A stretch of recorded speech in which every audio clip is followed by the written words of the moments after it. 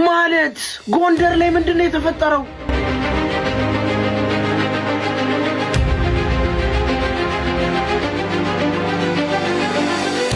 ይሄንን ቪዲዮ ተባብረው ቢያስጠፉብኝ ጌታ ምስክር በእናንተ ነው ማዝነው። ወንጌል አይገባም የተባለበት ቦታ ወንጌል ገብቷል። አንተ ለፕሮግራም ከመጣ ሰው አጋንንት ሲወጣ ነው የገረመ?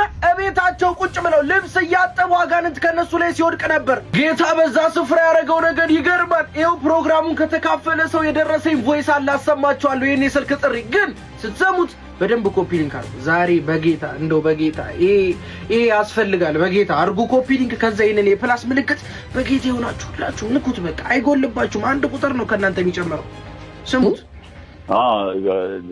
ጎንደር ፕሮግራም ያደረግንበት አካባቢ ዙሪያ ላይ መንደር ውስጥ አጋንንቶች ሲወርቁ ነበር። በመንደር ውስጥ ማለት ስራቸውን እየሰሩ ነበር። አጋንንቶች ሲወርቁ ነበር። ከዛ ወደ ጸበል ተሸክሞ ሲወስዷቸው ነበር። አይደለም ሜዳው ላይ የገባ እንደዚህ የቸርች ግቢ ውስጥ የገባ አይደለም፣ መንደር ውስጥ ልብስ ከሚያጥቡት ላይ የሆነ ስራ ለመስራት ከወጡት ላይ ሁሉ እየጮኸ ራሳቸውን ሰዎች እየሳቱ እየወደቁ ነበር። አካባቢው ገባ ወንጌል ገባ ወንጌል ገባ።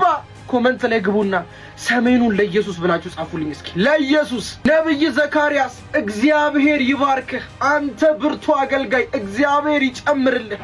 ወንጌል ላልደረሰው ሕዝብ ወንጌልን ስላሳየህ፣ ኢየሱስን ሄደ ስለገለጥክ፣ ባጋንንት ላይ አቅም ያለውን ጌታ በዛ ስፍራ ስላሳየህ እግዚአብሔር ይባርክህ። ደስ ብሎኛል።